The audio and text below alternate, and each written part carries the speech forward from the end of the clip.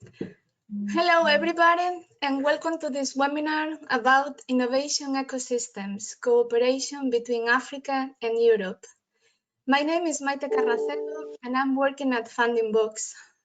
Funding Box is one of the largest European deep tech ecosystems that offers entrepreneurs access to funding and access to tech communities. We are also very much involved in digital transformation initiatives such as DIHNET, the European project that is supporting the organization of this webinar today, together with the European Commission and GIZ from Germany. Today, we will talk about the main policies and initiatives in Europe and Africa for making both continents more digital. This is the agenda that we have for the session today. In the first part,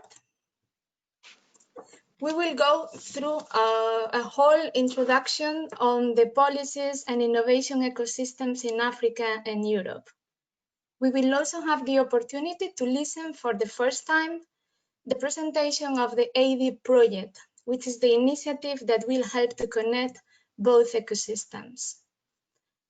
On the second part of the session, we will listen to some examples on digital and tech hubs from Africa and Europe. We will then have a panel where we will reflect on those best practices and we will discuss about collaboration possibilities. Also, we will save some time for discussions. You will be able to make questions to all the speakers. Those questions, you can share them through the GoToWebinar dashboard feature, okay, where you can use the chat and raise them. My colleague Lucy Milsen will be the responsible for collecting all those questions, and they will be answered at the end of the webinar. With regards to the presentations that we will use today, they will be made available to you after the webinar. We will set up a space in an online community, so you will have the possibility to access them and to even keep interacting with the audience. And before going into all those presentations, I would like to dedicate some minutes to introduce the DIHNET initiative. So next slide, please. Yeah. So in DIHNET, we are a European project that is trying to create a sustainable network among digital innovation hubs by fostering the collaboration among them and with other stakeholders. We do this by offering those hubs a set of tools, information, and other type of supporting activities. One of those most successful activities is the online DIHNET community. There, any hub, any member can come and they can connect and interact with other members, other digital innovation hubs. They can exchange info and best practices. You can find me there. You can contact me directly there. And it's also a very good place for you to keep knowing more about digital innovation hubs activities. And after this introduction about the DIHNET initiative, I would like now to invite the first of our speakers, that he will be Matthias Kwam, Policy Officer at the DG Connect in the European Commission, that will give us an overview on the innovation ecosystem in Europe and the digital innovation hub concept. So Matthias, floor is yours. Thank you, Maite, and good morning, everybody.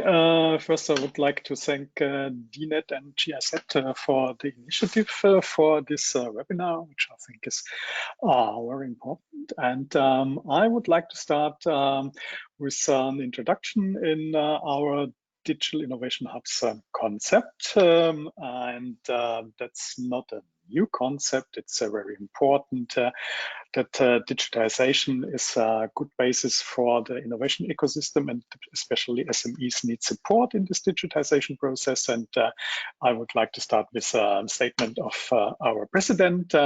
She's also aware of the need, and with our new digital strategy that was published in February, we have put a special focus on AI, but this is only one part of the activities that our digital innovation hubs are doing. And if we go to the next slide, you see that we have started this initiative already in 2016 with the research and innovation program Horizon 2020. And currently we have more than 300 hubs operationally and running. And still in this program that has come to a close, there are opportunities to take part in such innovation experiments that are the main focus of this first initiative, where you have the link here on the right hand side in the corner. You see that where on the DIHNET side where the open calls that are still available. If you go to the next slide, then you see what is the main portfolio that such a digital innovation hub offers. The starting point is this test before invest. We have used this concept in the digital innovation hubs with lots of experiments which were done from, on the one hand, solution providers together with some SMEs that are seeking for digital solutions. And we also have then helped the SMEs with digital innovation hubs to find the financial means to then implement the solutions that were developed in these innovation experiments. And we also offer skills and training with seminars, webinars, different formats also. Some not so specialized trainings, because digital innovation hubs shall be a starting point for the digital transformation process. And if the SME then has developed its first ideas and strategies and test what fits its needs, then the implementation must be done with commercial partners.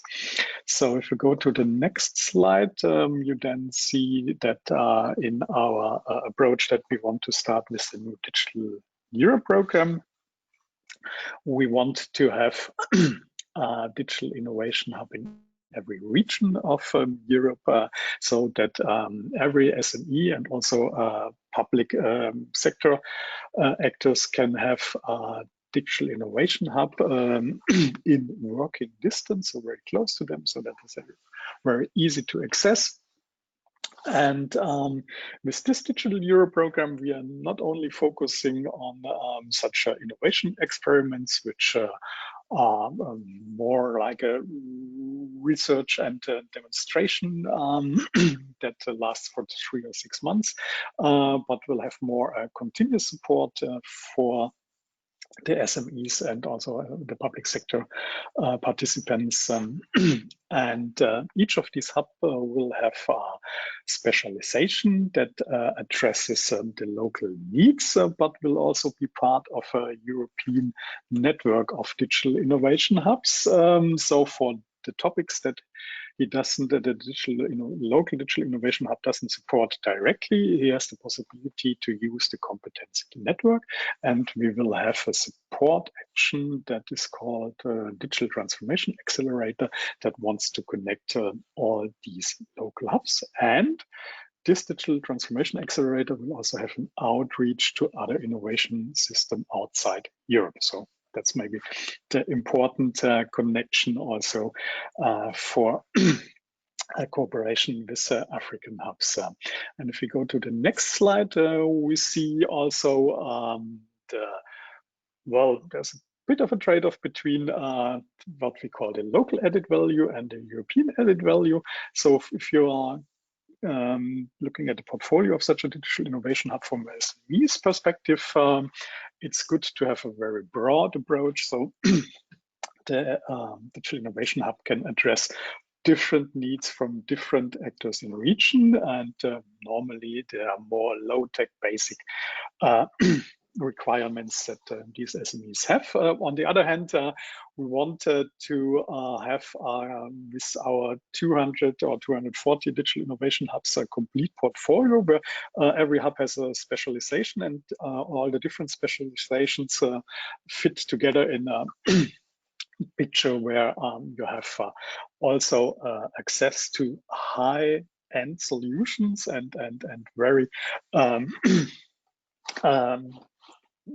well-developed offerings, and therefore it's important that you are more profiled in your offering than maybe the local SMEs would demand for. And to find here the right combination, we are still looking for the best way to set this up. But we think with the concept we have started now, this will be a good starting point. And if you go to the next slide, you can see our current timeline.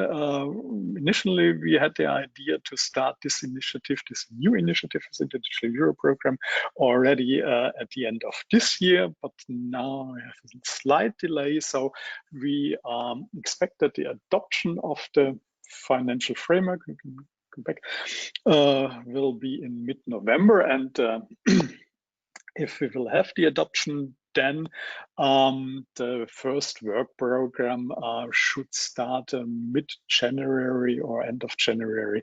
Here we have set the date of 28th of January, and then the submission phase will be open for 3 months, so that we will have the first European digital innovation hubs starting hopefully in October next year. And one important date is also the conference we will have in January, but this will be explained by Maite. So, as I only had 5 minutes, I think this was a very quick introduction into our concept. Here are more contact details, and I'm happy to take questions or following the further discussion. Thank you. Thank you so much, Matthias. That was very helpful for us to better understand the concept of digital innovation hubs. Now let's switch to Africa, and we'd like to better understand how the tech and digital innovation ecosystem looks like there.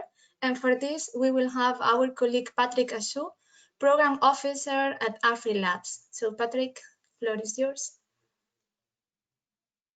Thank you, Matthew.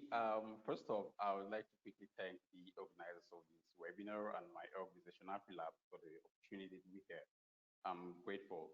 My name is Patrick Ashu. I am the Programs Officer at AfriLabs. AfriLabs is a Pan-African network of 225 innovation hubs across 47 African countries. And it's always Excuse me, Patrick, the sound is very low. We cannot hear you clearly. Okay, I'll probably turn off my web. Okay. Okay, can you hear me better now? Not really, but maybe you can go closer to the micro. Okay, how about now? Perfect, thank you. Awesome, thank you so much. Yes, so yeah, as I was saying, it's always a pleasure, to speak about the African innovation ecosystem, especially from the AfriLabs Pan-African point of view, where I really don't think there's anything that will be said, about the richness and potential of the ecosystem that would be too good to be true. We've also worked with some of the most dedicated stakeholders. We see some great innovations from the ecosystem. And I also believe, that the extra and the remarkable work that stakeholders of the ecosystem are doing is quite commendable, which can be seen in the growth of the ecosystem, as my next slide will show. Move to the next slide, please. Okay, great. So the ecosystem over the years has really evolved, migrating from the first generation of tech hubs, where we had less than 100 hubs, moving a few years later, the planting of the second generation of tech hubs, where we had like X Hub, District, and then fast forward to 2019, where we have hundreds of these hubs, as we can see on our next slide from a mapping from Brighter Bridges and the GSMA accelerator. Yeah, so we can see here. And also the evolution and growth of the ecosystem can also be seen in AfriLabs as an organization. We started out in 2011 with just 5 member hubs. Today we have 225 of them that has been admitted, following set criteria for admission. Yeah, move to next slide, please. Okay, yeah, so still talking about the innovation ecosystem in Africa, we can actually see this growth also in the attraction of funding over the years. It's been remarkable. According to the African Tech Startup Funding report that was published in 2019 by Disrupt Africa, 2019, was really a record-breaking year with several companies, securing 491.6 million US dollars worth of investment. And interestingly, Kenya and Nigeria, that are some of the huge ecosystems on the continent, attracted $149 million and 122 respectively, thereby making those countries, and the ecosystem there an emerging and a premier destination, for investment. Also last year also saw an increase in the number of investors in the African tech startups, rising by 61% to reach about 261, which is quite remarkable. Next slide, please. Okay, great. So in a nutshell, we have some really great players and initiatives in the ecosystem. We have several stakeholder groups, as you can see from my slides, and starting with the innovation hubs, which of course, in the context of the African innovation ecosystem, I would say an innovation hub is a center for learning, ideas, co-creation, community that, basically nurtures innovative ideas, market disruptions, and support creative ways, in solving solutions. And here we can find incubators, accelerators, fab labs, research, university embedded hubs, creative spaces, etc., providing most of these services to their community. So we actually have a very interesting, tech hubs on the continent. Also, we can find other key players such as the innovators or the entrepreneurs that are supported by the hubs. We also have the investors, the angel investors, private equity firms, the VCs. Of course, we have the academia, we have the government departments, public bodies. We have the legislators and the policymakers that are working to ensure that the right policies are in place to support the ecosystem. We have the corporates, the nonprofits, media, membership organizations, and a host of other players that are doing great work in the ecosystem.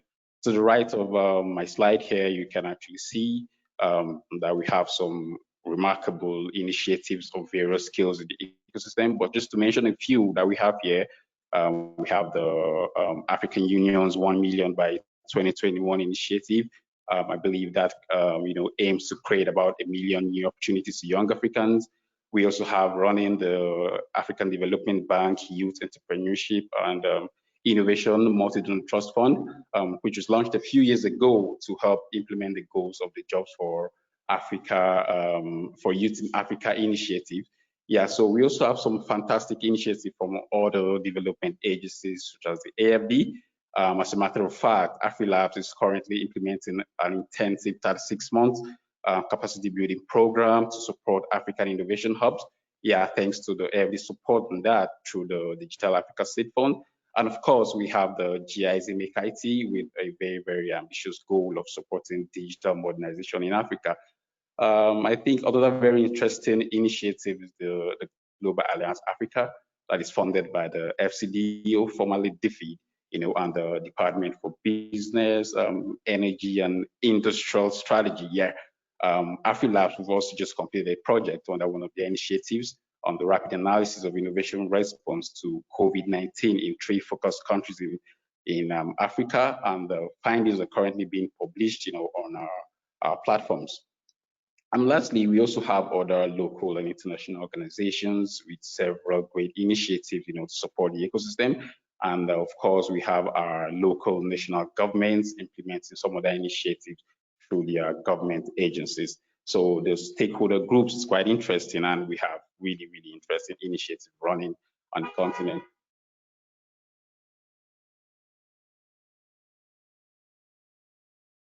Okay, thank you, Patrick. Thank you so much. We would like now invite to our colleague from the European Commission, because for us to talk about how to connect both ecosystems, we always need to reflect, right, on the supporting measures and those policies that will help in fostering that collaboration.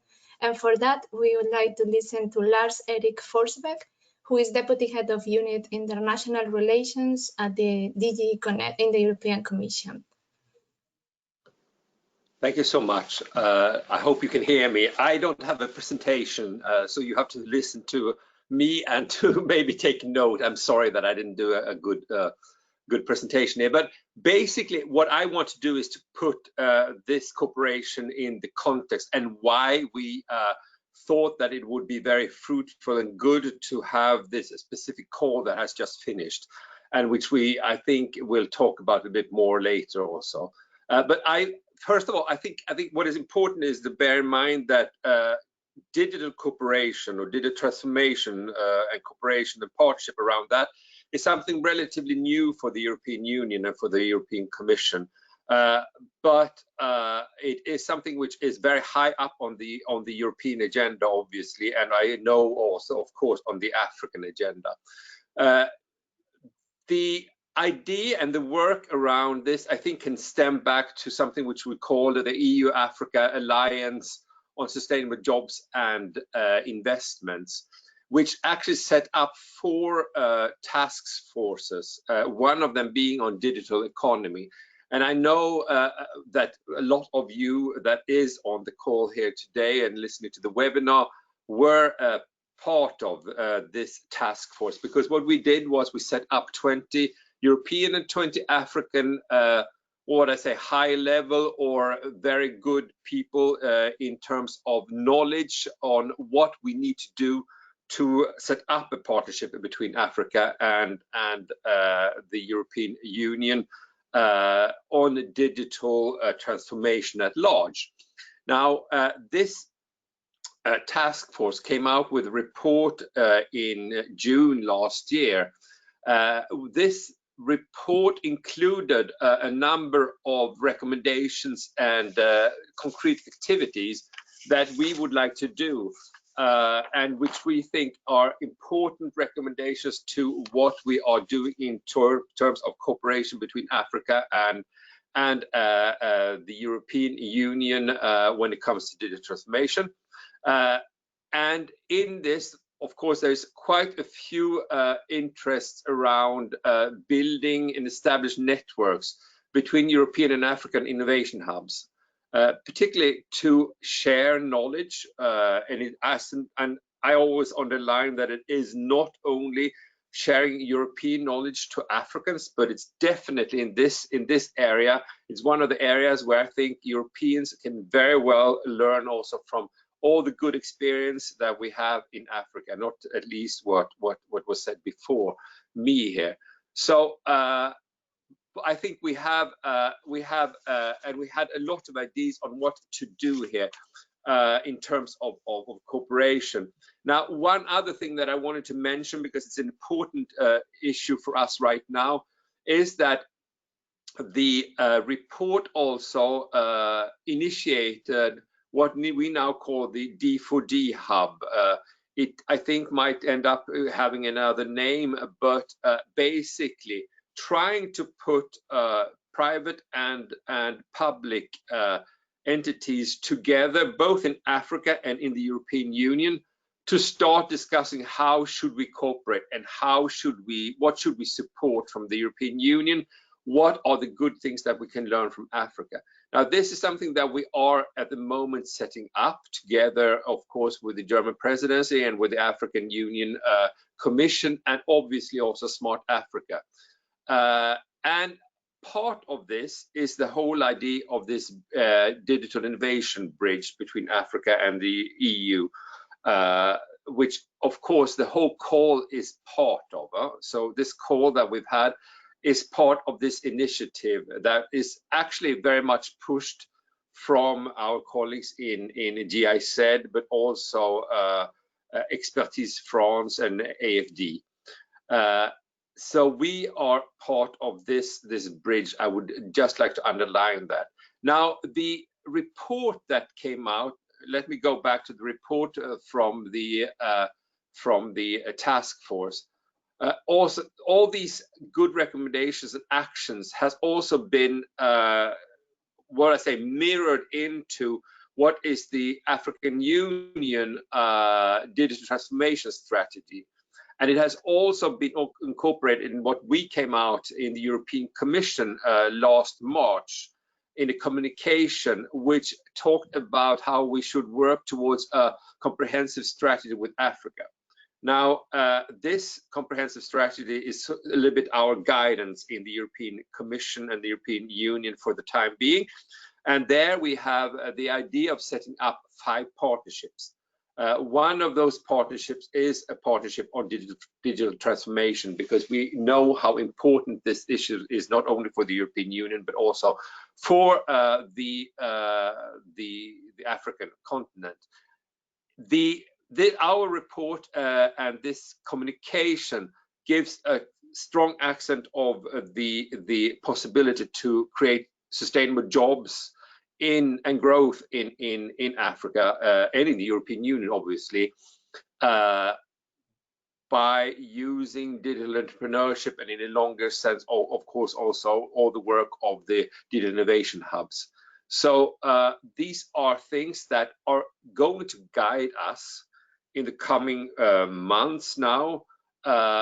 We are not, you know, that this call that we are talking about here today is part of Horizon 2020. So it's part of Europe's research and innovation money. But it's normally research and innovation money that is normally going to activities in the European Union. So the digital innovation hubs that Matthias was talking about is so far financed by Horizon 2020. It will be, as Matthias said, in the future, part of another program that we have inside the European Union. But the most important cooperation that we will be able to do in the future, and the idea of using this partnership for digital transformation, is going to be in the programming and the support that we will have through the new external program, so what we call the NDICHI.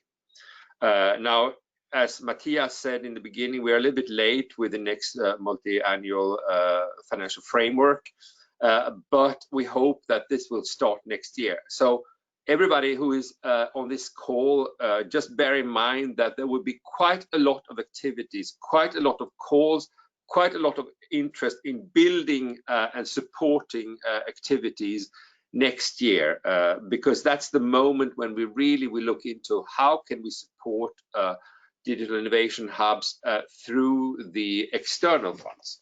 Now, let me just come a little bit and very closely, because I probably have talked already too long.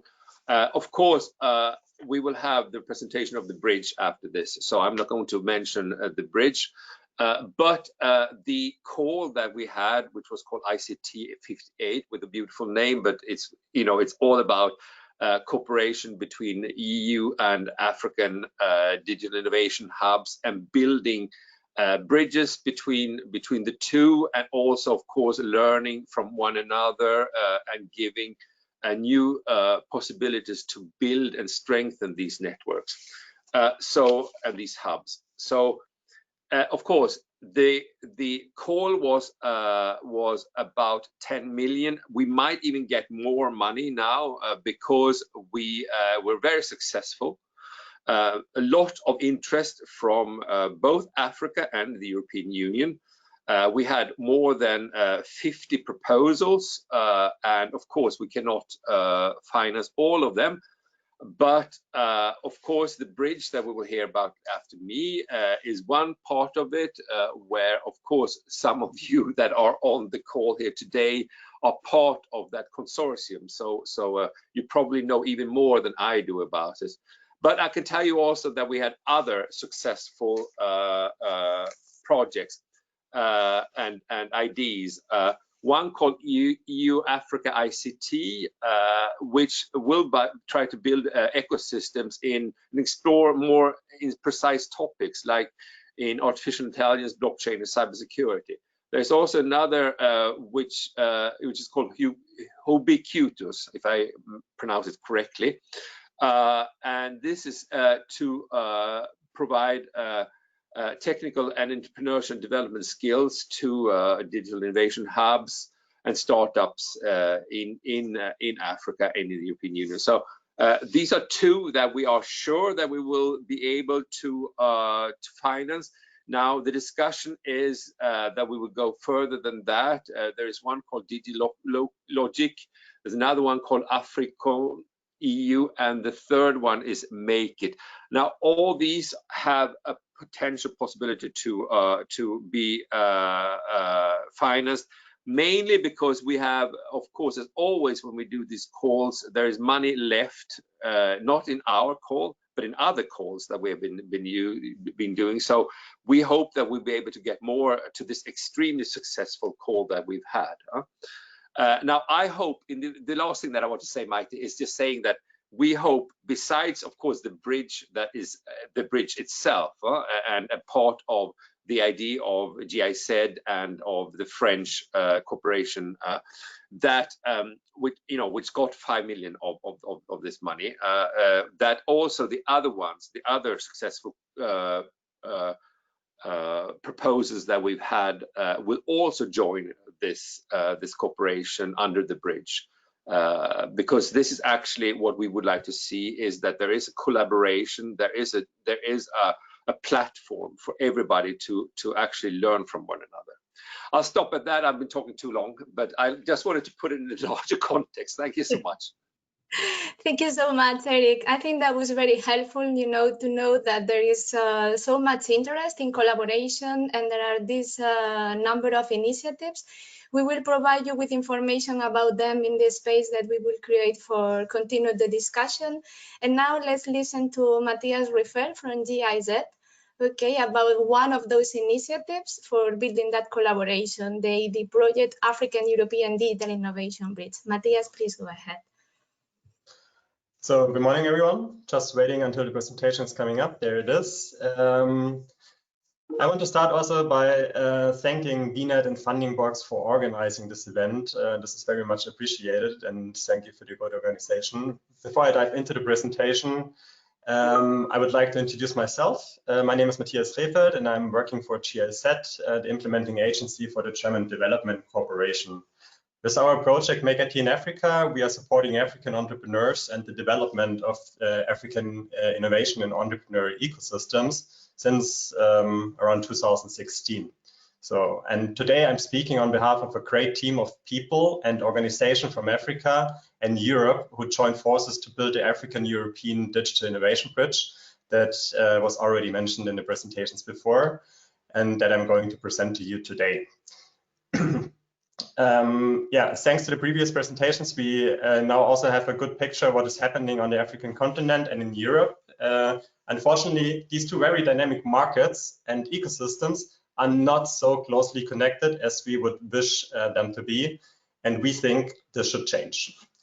Therefore, our vision for the African-European Digital Innovation Bridge as a project and as an initiative is to shape and support a common African-European innovation and startup ecosystem, strengthening partnerships on a pan-African level, so also African countries working together, not only looking to Europe, but looking to work together on a pan-African level as an African digital single market, and then also working on it with Europe, in order to build pan-African and African-European partnerships for digital innovation for startups and SMEs, but also with bigger established companies. We believe this startup corporate or SME corporate connection is really important. All this with the higher goal to create synergies between Africa and Europe and to widen the sustainable impact, increase international outreach, create market opportunities, and job creation. Next slide, please. Who are we? I already talked about the great team that is the basis for this project and initiative, so let me introduce you to our team. The ADIP started as an idea by the European Commission, and I want to take the opportunity to thank Lars Erik for his continuous support and his motivation. He was really the driver in the European Union Commission who made this possible. Thank you, Lars-Erik. I would like to start by just calling out our partners that you heard them once, and let me start by our partners from the African continent, especially Smart Africa. We saw the presentation from AfriLabs, the African Business Angel Network, ABAN, Innovation for Policy, I4Policy Foundation, but also from a European level, as the ADIP started as an Team Europe approach, but quickly became a Team Africa Europe approach, as we would like to call it.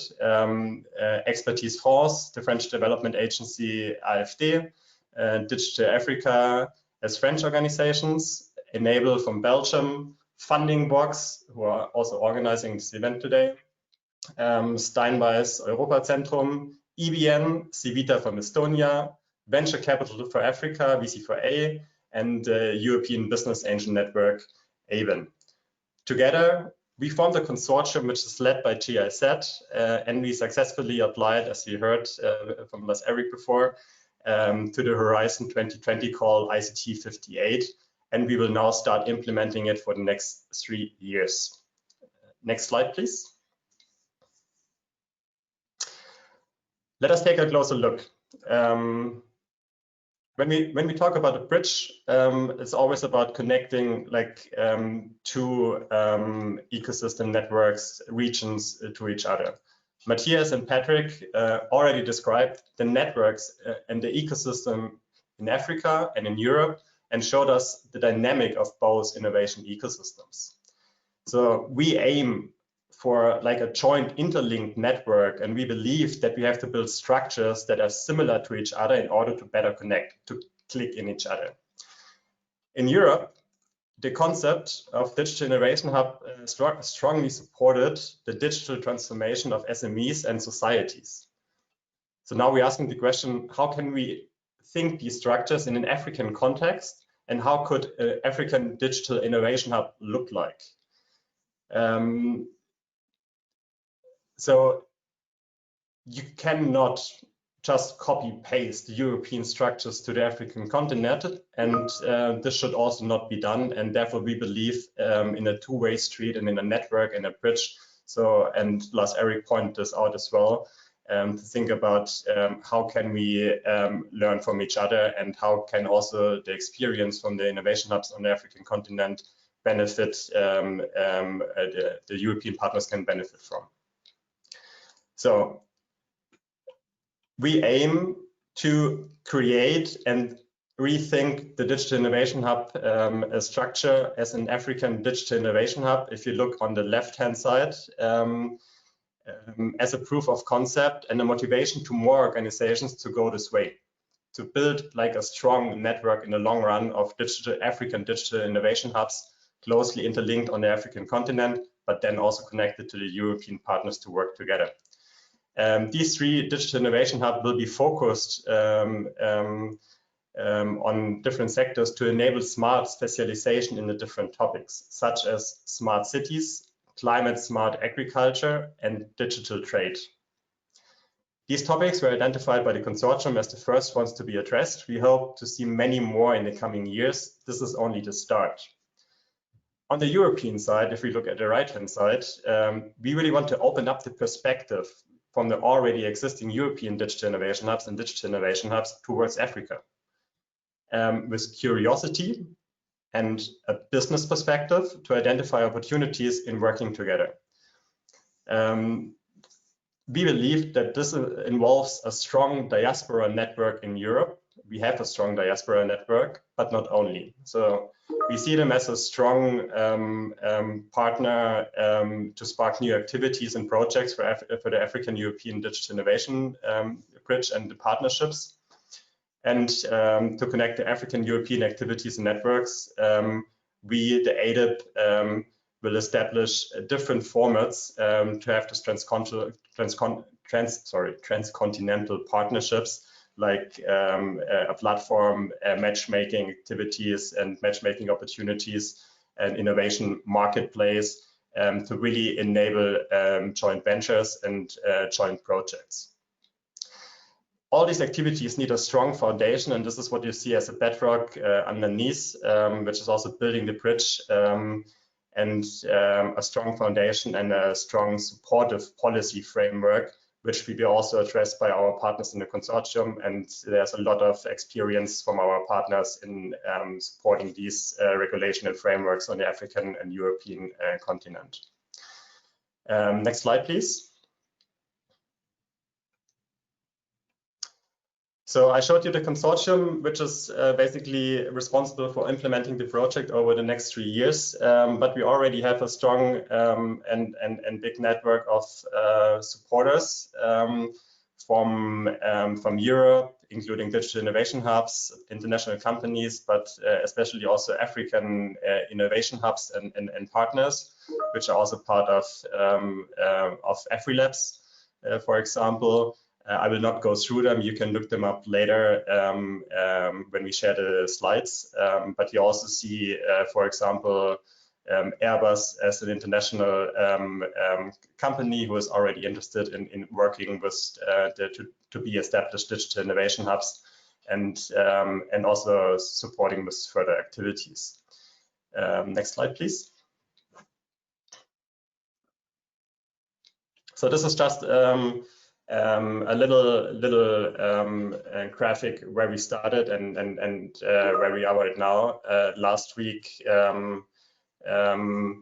we got the confirmation from the European Commission that we were selected to implement this project. So now we at point 3, and we would like this opportunity in this webinar to reach out to everyone who is listening, and to make clear that this is not a project done by the consortium only, but we are looking to build up a sustainable network of African digital innovation hubs in the future, and we need your help. We need your support, we need your motivation, we need your experience, and we would like to see how we can partner in the next 3 years and hopefully beyond. I think I already talked too much, and just go to the next slide. There you can see my details, and please reach out and keep in touch for making this happen. Thank you very much, Maite. Thank you so much, Matthias. Let's go now to the second part of this webinar. We will be listening to some examples, right? Those are quite complex concepts. Some of them, maybe DIH is a new policy for some of you. So we will have 2 digital innovation hubs from Europe or organizations belonging to those DIH that will present their experience. But we will also have some representatives from Africa digital or tech hubs that will present us their organizations, but also their experience in working at international level, and they will propose some ideas for collaboration. So let's welcome the first of them, Christian Blockner, Head of International Research Networks at Fraunhofer Institute for Factory Operation and Automation. So Christian, floor is yours.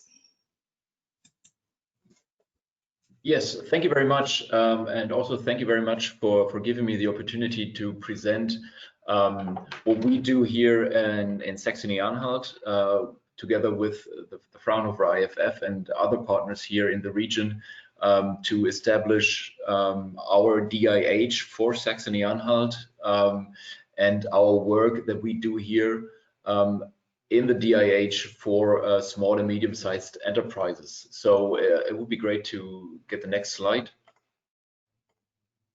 So basically, just to give you an idea where we are as a DIH in Germany, we are based in Saxony-Anhalt, specifically in Magdeburg, in Saxony-Anhalt, and the DIH is pretty much connected to a national initiative that we have here in Germany, which is called the Mittelstand 4.0 Competence Center, which is basically the SME 4.0 competence centers, which is a national initiative funded by the German Ministry for the Economy.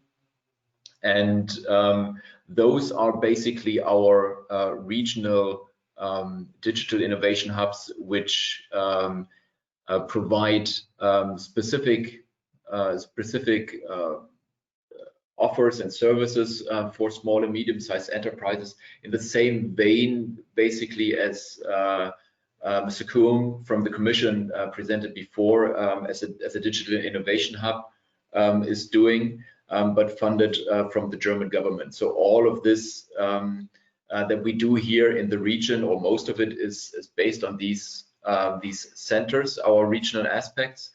So, for example, with respect to awareness raising, networking and training, we focus on digital business models, on digital networking and standardization, safety and security issues, usability and acceptance of Industry 4.0 and technologies, and also on machine learning and AI, and providing aspects and services for companies, especially SME, to better understand how they can use these technologies within their work, how they can transform their companies, what is necessary in their transformation to also include these kind of technologies and concepts within their daily work. And this is done through, like I said, training, workshops. We have pilot implementation projects, also exchange programs between different companies, like, for example, with traditional companies and startup companies. We have hackathons. We also designed an escape game, so to say, for companies to better understand how technologies work. And this is, as it is funded by the German government, this is all free of charge to companies in the region, but also in the connection with other competence centers all over Germany. There's also an exchange between the regions. So we already have a network of DIH in Germany that can exchange competences, that can exchange services based on the individual specialization of the competence centers in Germany.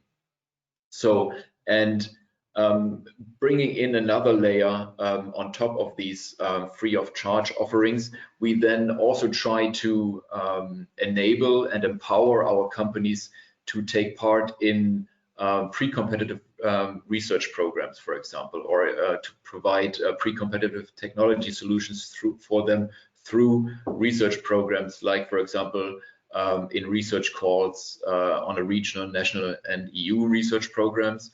But then on another level, we also try to, through the network that we established with partners in the region and beyond, to also provide them with concrete industrial research and through contract research, for example, which is the basic Fraunhofer model. So we are going from a free of charge model for the basic services that we have within the DIH to a more cost commitment model for companies.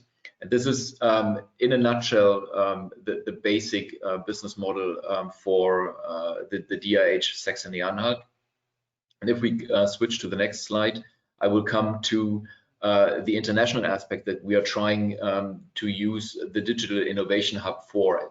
I mentioned before that within the network of competence centers that we have in Germany, we already have an exchange of competences, skills, services between the different hubs, so to say, in Germany.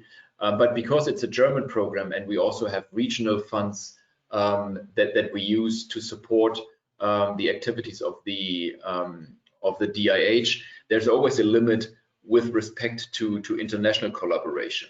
So the funding issue for international collaboration is always a topic that is important for the digital innovation hubs, and why we explicitly also followed this route of establishing a digital innovation hub on top of the competence center that we have in Germany, to use it to pursue especially exchange of knowledge, exchange of services on a European level and on an international level. So, for example, we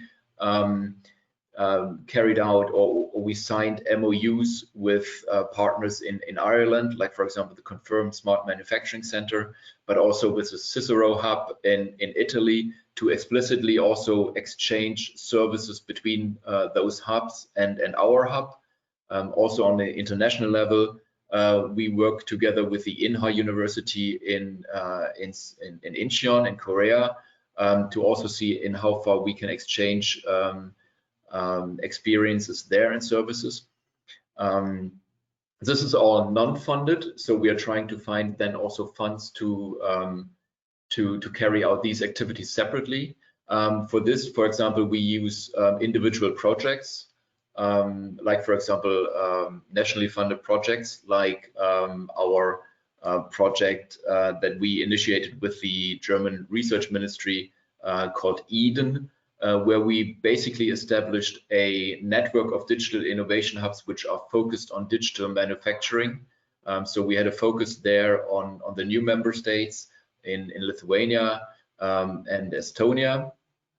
And we also took part in commission or projects commissioned by the European Commission, like the Smart Factories project or the AI DIH network. And of course, also Horizon 2020 projects like Cover. And we've just been invited for the grant preparation for the latest ICT 49 call, which is on the digital innovation hubs for AI. So this is also through projects that we try to fund these, especially international aspects. And if we just come to the last slide, it's just that with the Digital Innovation Hub, we try to provide a one-stop service for companies in the region to get a holistic perspective of digitalization. We are just a central actor here, like the hub, and working together with a large network in the region, universities, accelerators, incubators that support the activities of the Digital Innovation Hub. And obviously, our aim is really to share knowledge, to share technology, to support small and medium-sized enterprises in the region and beyond, and to collaborate with other DIH in improving our portfolio, and of course also share the knowledge on the international level.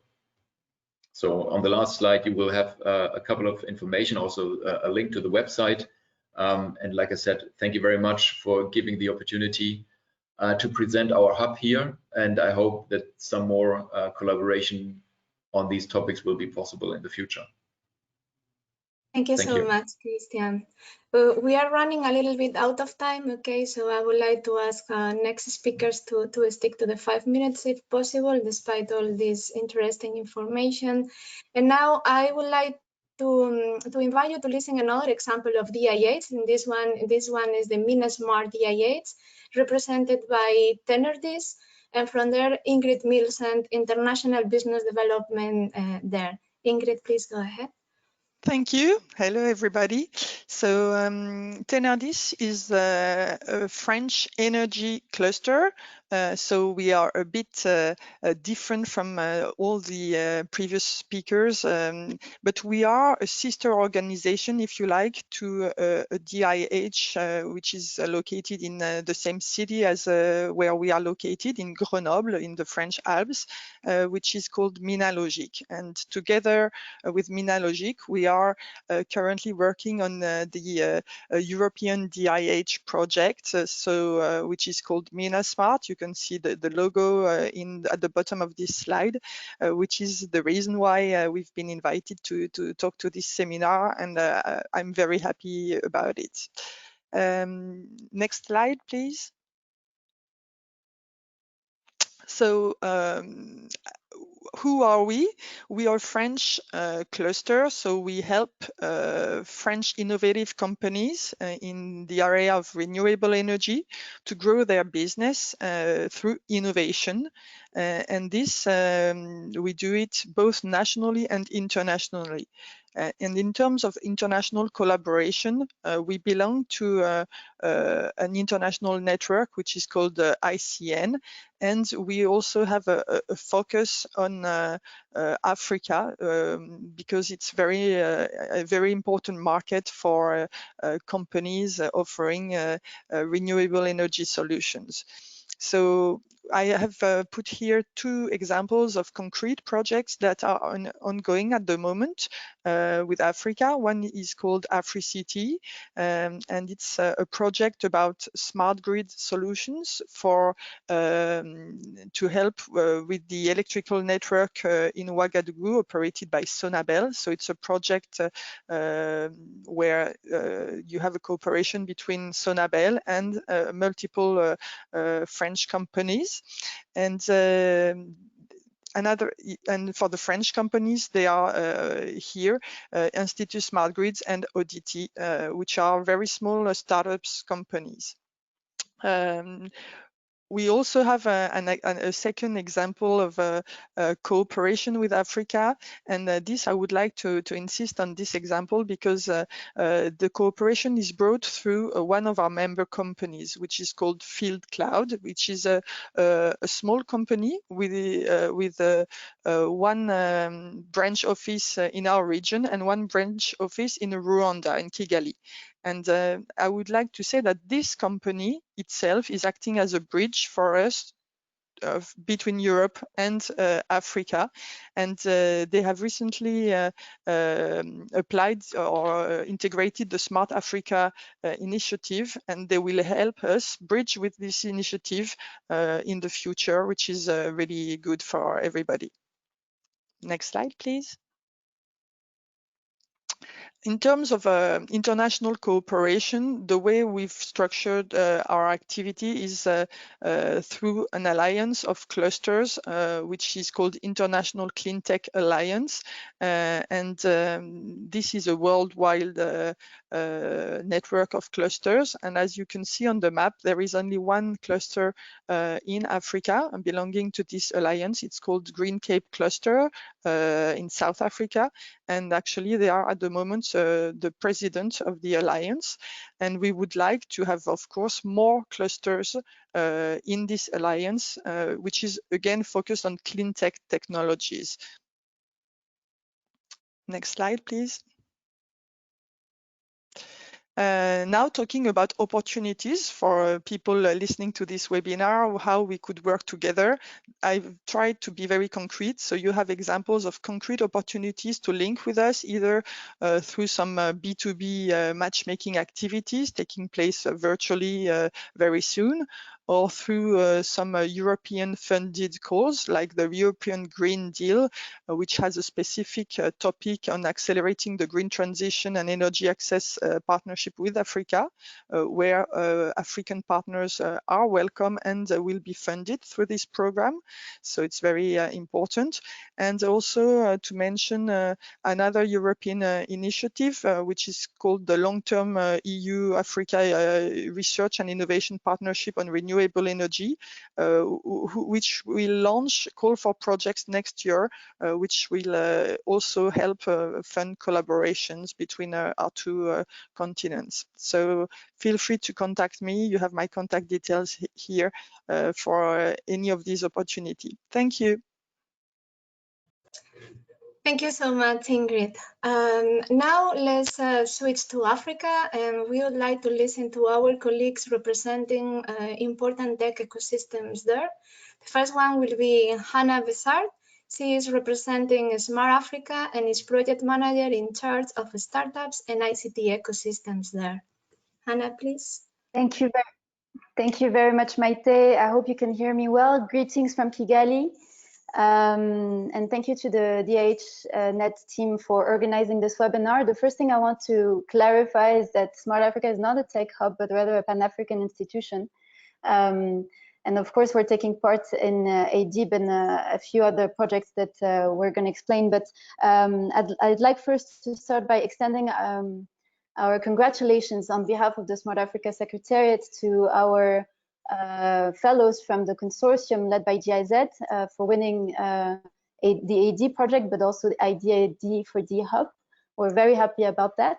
So I'll go briefly on explaining what we're about at Smart Africa, and what we believe in, and how we've been collaborating with European stakeholders and pushing for a Pan-African collaboration so far, and what we can do together in the future. So first of all, perhaps for those that do not know Smart Africa stems from the Smart Africa Manifesto that was endorsed by heads of state back in 2013 in Kigali itself. So around a manifesto that puts together very basic principles around a vision for building a single digital market in the continent. To this day, we now have 30 member countries, and it's growing by the year. So hopefully anytime soon we'll reach the 54 countries of the continent.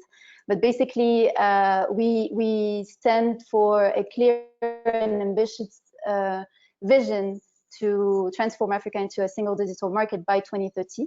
And doing so, building affordable digital infrastructure to interconnect the continent, promoting and facilitating investment and doing business across Africa, and accelerating the birth and development of a digital society.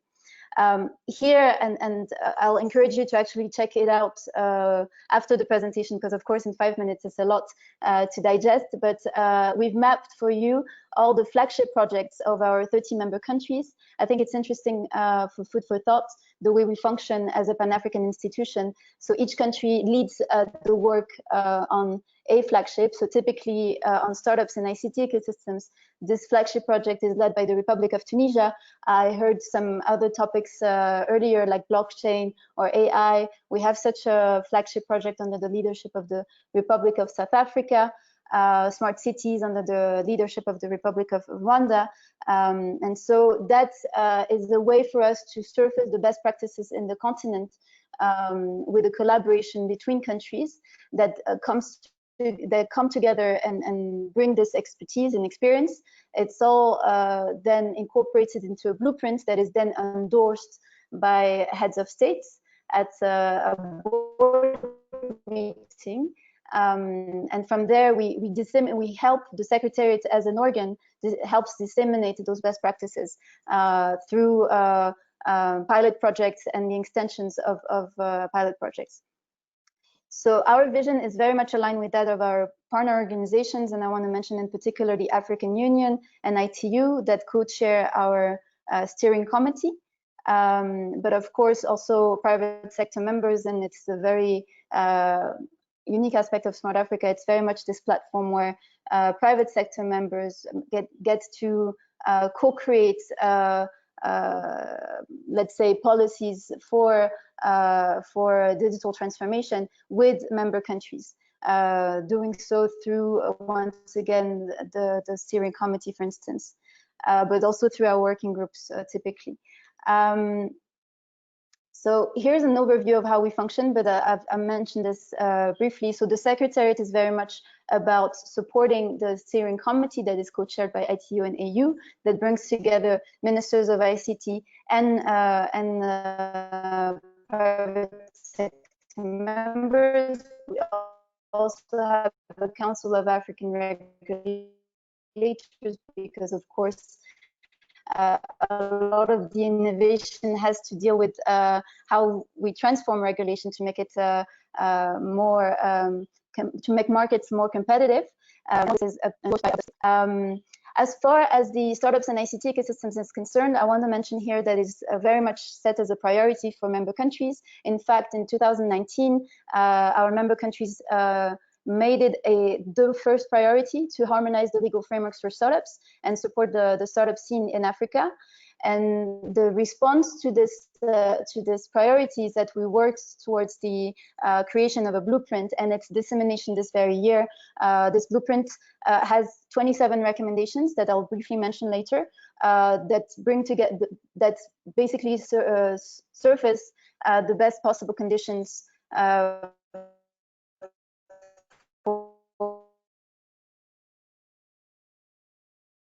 Hannah, we are losing your sound. Maybe you can switch off the camera for the sake of connection.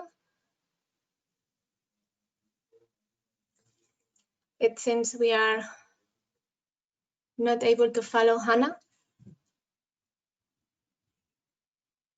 Let's get for her. countries to create for their ICT startup ecosystem. So this is in a nutshell.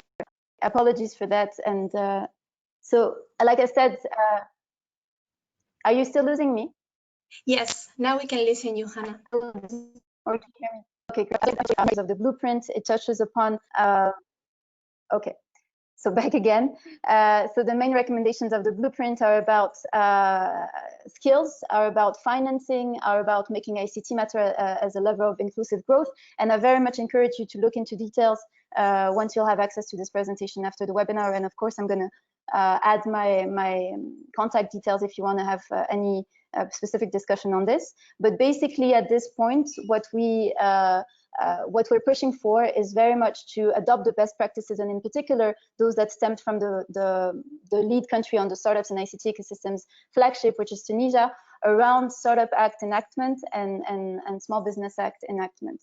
So here you'll see briefly what we've been doing. Like I said, we have been adopting this blueprint, disseminating it, helping countries into kind of clarify their strategy and the best way we're going to be able to help around a Startup Act initiative. And we have a few other initiatives going on that I'll mention because they're interesting, because they're also about collaboration with European stakeholders. So basically our focus for 2021 will be to push for the Startup Act initiative and provide technical assistance for the development of Startup Acts for member states, the same way we are actually part of the Rwanda Startup Act Task Force, and I'm happy to share here the panel with my colleague John, because i4Policy is facilitating this process.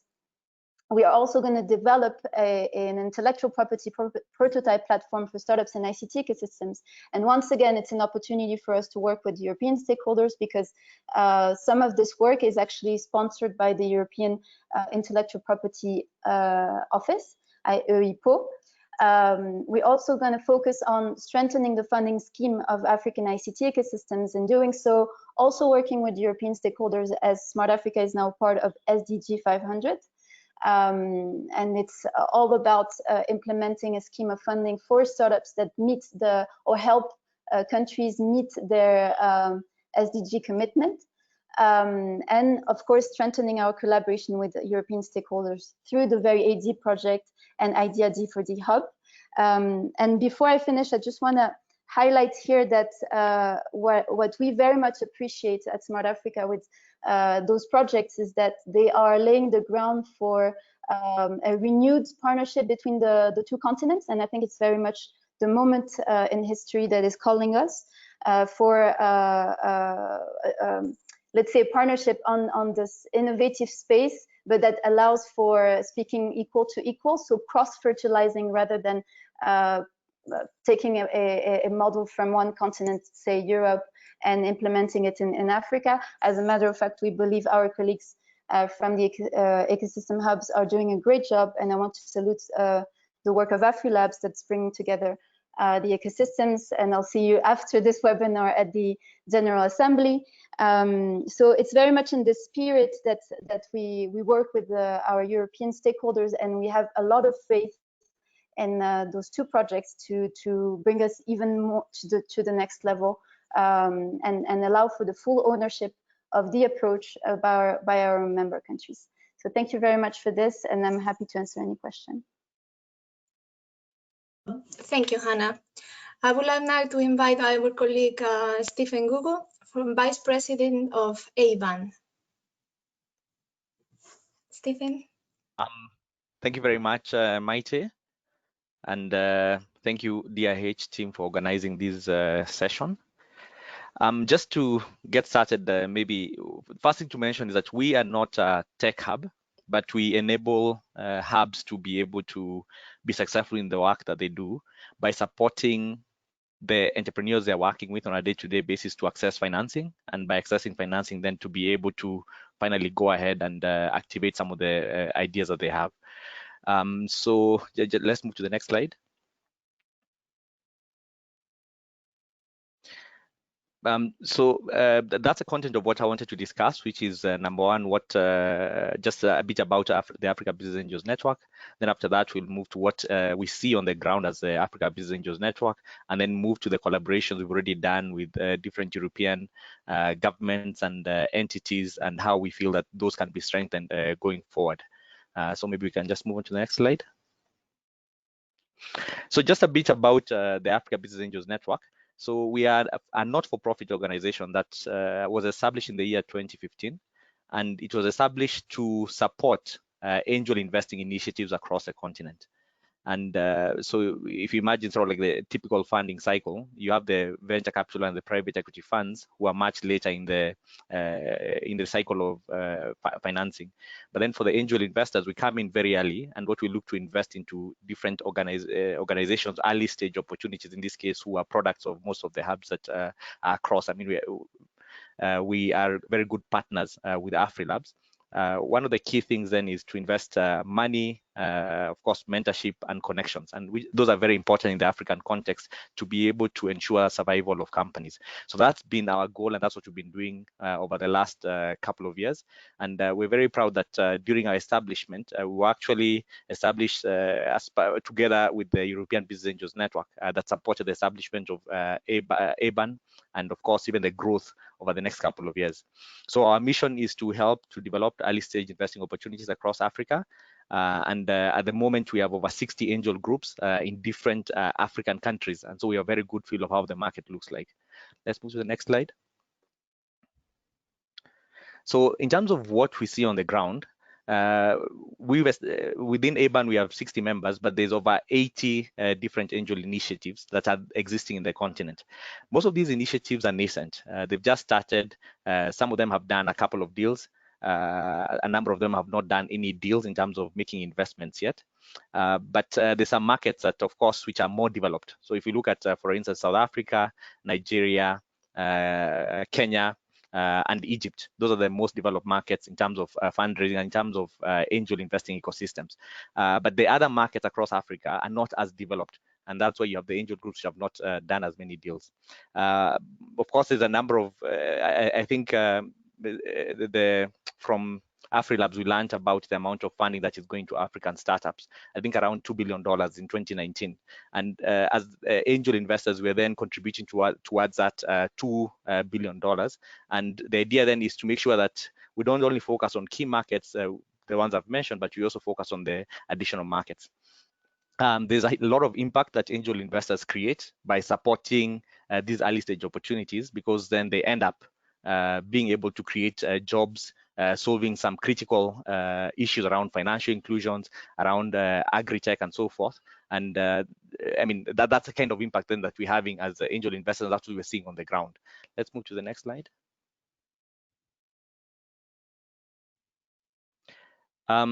So the other bit that I wanted just to touch on is just the kind of collaborations we've already done with different European governments and European institutions. So we're very happy that as ABAN, we already have a very strong connection with the European Business Angels Network that helped to establish us and also helped us in terms of our growth.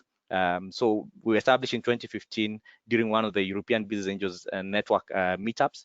And following that, the European Business Angels Network was kind enough to allocate resources to travel into Africa and to assist in terms of master classes to help to form some of the initial groups that were created in Kenya, in Nigeria, and the other markets that I mentioned. So that's one clear connection that we have and continues to be very strong. The European Business Angels Network has been very strong, also supporting our strategy, looking at the next 5 years in terms of what kind of organization we want to be as ABAN. We've been working with different European governments on top of that. We're very proud to have worked with the GIZ and also now part of this consortium of IDIB that we're working together. We work with the Finnish government through a project in Southern Africa to train angel investors across 5 countries and create online contact for angel investors across the continent. And we are also very proud that we've been working with the French government on the Catalyst program, which works very closely with the AfriLabs in terms of supporting entrepreneurs from the different hubs that AfriLabs has by providing co-investment funds where an angel puts in a bit of money, and then we have the Catalyst program putting some additional funding, which supports more deal making and supports these different entrepreneurs. With the ID program, we're very happy about that also. And we see that that's going to be the first one that will work together. That's going to be very long-term, over a 3-year period, and then looking to have a lot of impact with us then coming from the investors' perspective. We can move to the next slide. So coming to what we offer and what we feel are some of the critical collaboration areas that could be there between ourselves and anyone who's listening, looking into the continent. From what we offer, as I mentioned, we have a network of 80 angel investment initiatives across the continent. And the beauty about having those initiatives that we understand the continent really well. We can be able to reach out to different countries if there's need for any intervention. We then understand the context really well. We know which countries are doing really well, which countries need a lot of support. So that's what we offer. And looking at what is required going forward for us, as mentioned at the beginning of my presentation, one of the key challenges we're seeing is a number of the groups that have been created to make investments are still very nascent. Some of them have not done any deals. Some of them are just getting started. So at that, we feel that any person who's interested in supporting, that's one area that they can support in terms of angel investor education by supporting those other groups to get additional education. And number two, taking these Catalyst program to other these additional countries that I've just mentioned. The other bit is around motivating for friendly policies. And we feel that policies in terms of government setting up co-investment funds to make startup investing more friendly for angel investors, that's one other area that we could collaborate on. Thank you very much. I see Maite is back on the call, so that means my time is up. I think I'd only one last two slides. One of them is from our President Tommy Davis. And this quote is, "The world is ready to support Africans in developing Africa. Let's do it together." So very happy to engage. If you move to the next slide, you'll see our contacts at ABAN, and we're happy to engage on this conversation and anything that you found interesting. Thank you very much.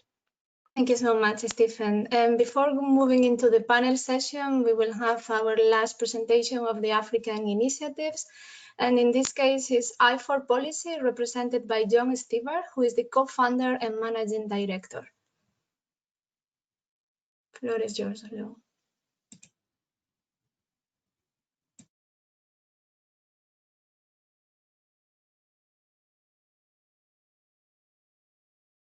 John, we cannot listen you.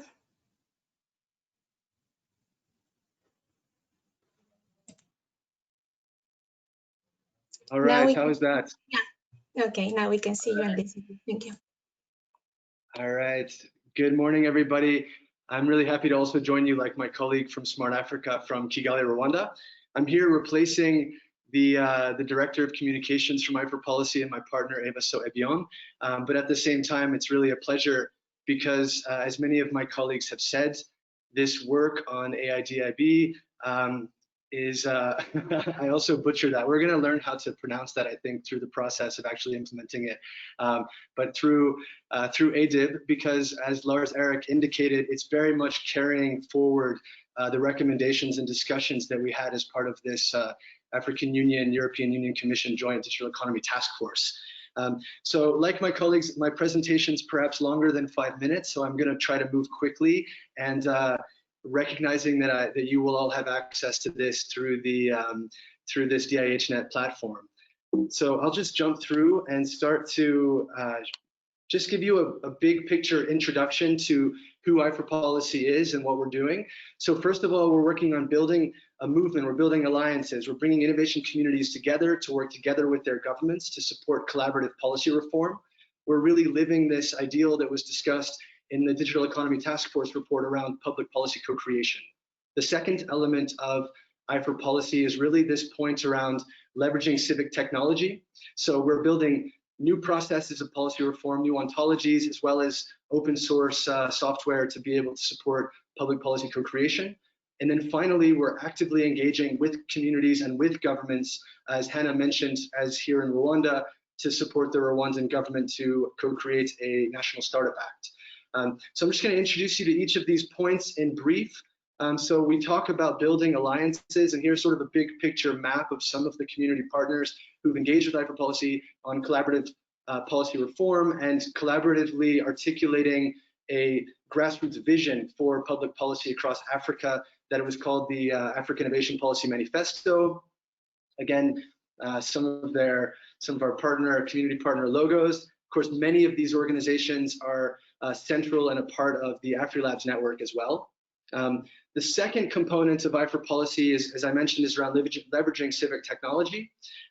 So here's sort of a big picture, and I'm going to pause here only for you to sort of see at a big picture the idea about how we think about public policy reform. So we've developed an ontology of reform that looks at the policymaking process all the way from agenda setting all the way through to implementation, and trying to identify certain areas where and actions and interventions where this process can be made more collaborative, more inclusive, more participatory, and more deliberative.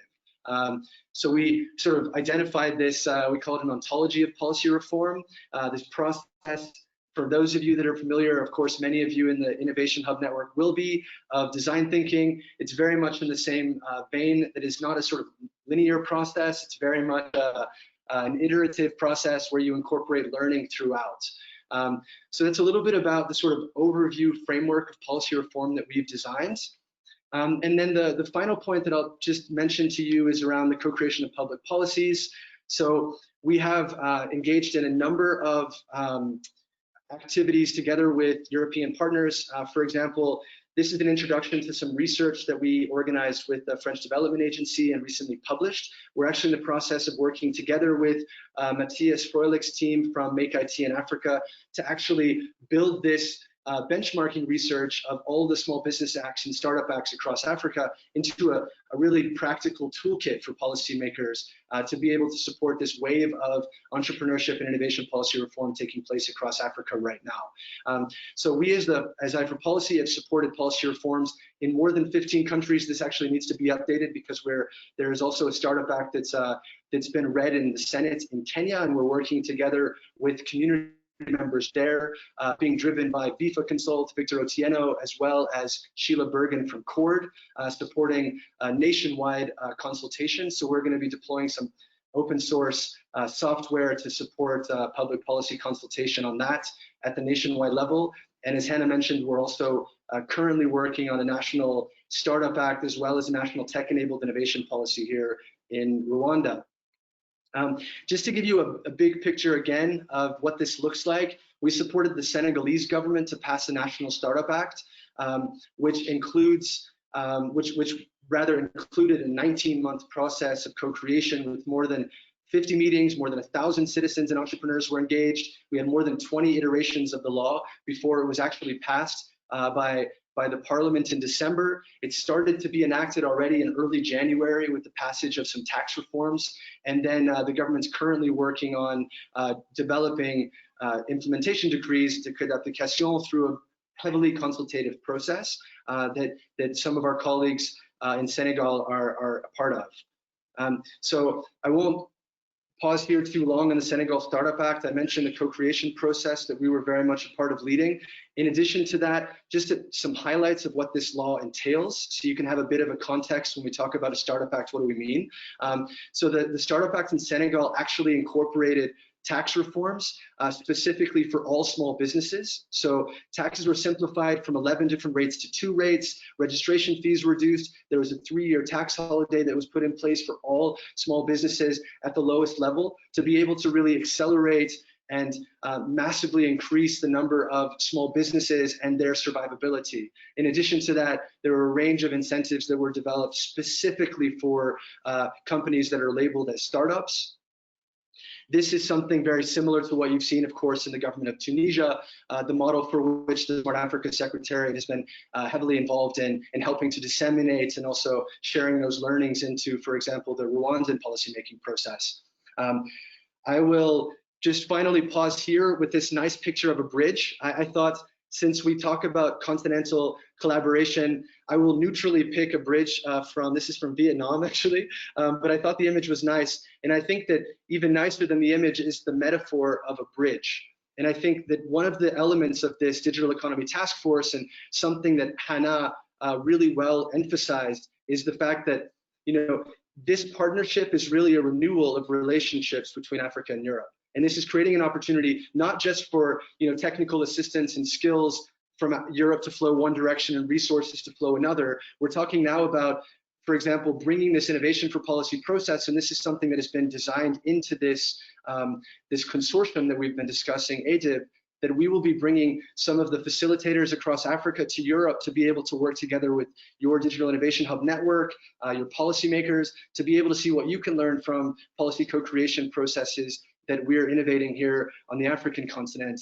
And it is in that spirit that I close this this short little presentation about the Innovation for Policy Foundation and the I4Policy movement, to say that we are very excited to be working in partnership and to continuing that, and can't wait to hopefully one day meet each other again in person and meet new people in person to be able to co-create public policies together. Thank you very much for having me.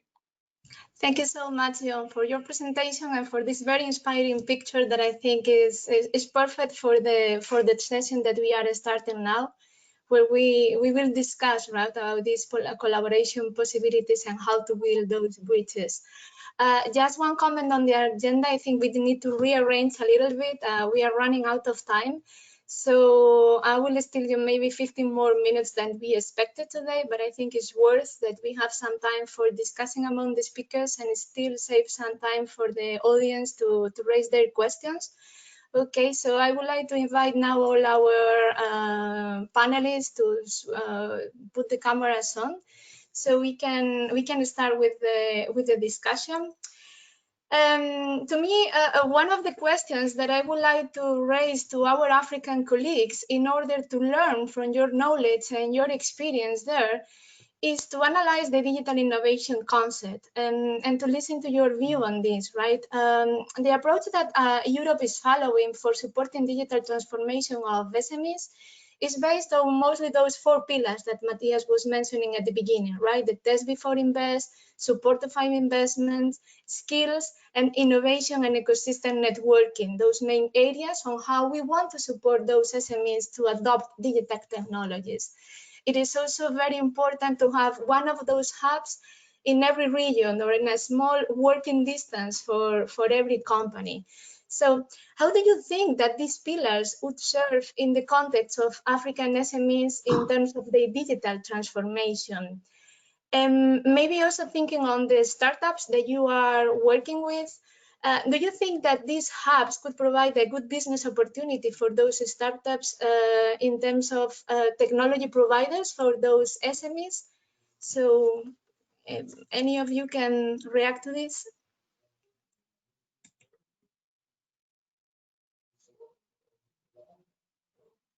Okay, may I? Please go ahead. Okay, interesting.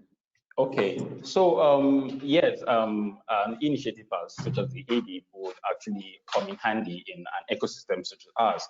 You know, the African innovation ecosystem is so growing rapidly, and we have lots of African youth, you know, venturing into entrepreneurship by the day. So if we come up with an initiative such as this, and we... First, Hani, are you speaking? I'll go ahead. Hello, Martin. Yes, I can hear you, Patrick. I cannot understand Hannah. So maybe we can all, maybe we can switch off the cameras and let Patrick finish, and then Hannah. Okay.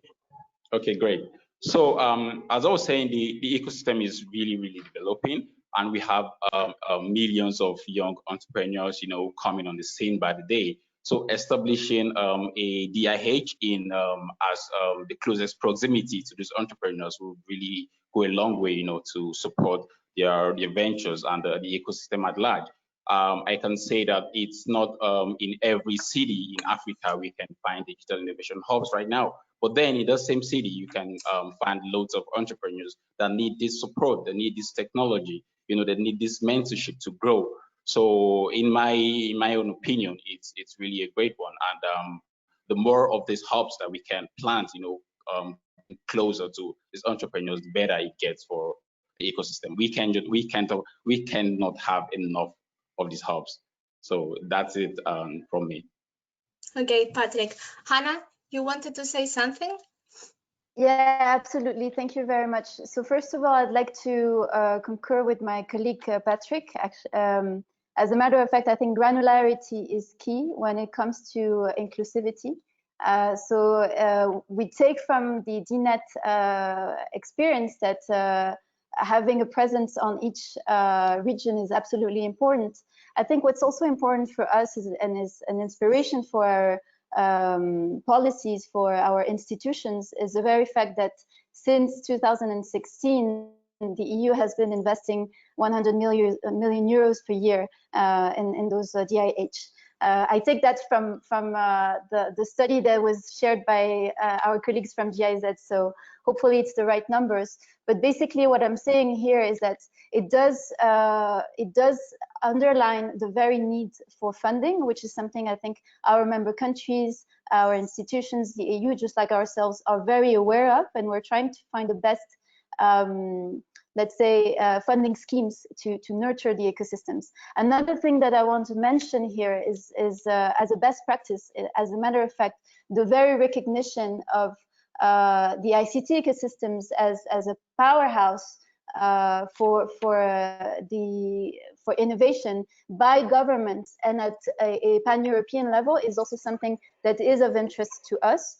And I'll mention here something that we are doing as an action to support the very fact that we have provided our countries with 27 recommendations to implement, to nurture those ICT ecosystems. We basically realized that half of our member countries had no official mapping of their ICT ecosystems. And from there, what we did was to work together with a startup, actually, European startup, Brighter Bridges, to provide with mappings. Those mappings are going to be officially handed over next week to member countries. So the 16 countries that did not have a mapping will have a mapping, and it's an invitation for them to continue being in touch and nurturing the relationship with their ecosystems, so that it lays the right ground for having a discussion on how to co-create policies for innovation. So just to sum it, I think we do take from DIHNET that it's a great experience. Now it's something that informs our thought process in the continent, because of course, like Patrick mentioned earlier, the evolution of African ICT ecosystems has its own path. I think it's been extensively elaborated on, and we want this to be food for thought, once again in the spirit of cross-fertilization. Very interesting, Hannah. Yes, please, if you can share some of those links, okay, of that info in the space we are going to create for continuing the discussion. I think that will be very valuable for all of us to go through. Any other comment on this aspect that you want to share? Yeah, Stephen here from the Africa Business Angels Network. So just 2 comments from me. I think one key thing that DIH could also do, and I think it's good to be successful, right, is one, to think about sustainability of the hubs. Because one challenge that we've seen with hubs is that after the 3 years of AIDB, is it still going? Are they still going to be sustainable? Thinking about the business models and so forth, so that they can be there for much longer. So for me, that's one thing that is very practical. And the last thing for me is to go over and above the key countries that are always receiving this kind of support. There's some key countries, Kenya, Nigeria. I mean, I mentioned them earlier. South Africa, Egypt. I think there's some countries that do not get as much support, and I think focusing on those and trying to see how to move them closer to these other countries that have already gotten quite a bit of support would be really helpful to ensure the success of the program. Thank you. Okay. Well, indeed, with regards to the sustainability, right, we are DIHNET, we are working very much on defining business models for those hubs to collaborate among each other. And that was indeed my next question to you, because I can see that in Africa, you have an important number of collaboration initiatives, right, among countries, Pan-African initiatives.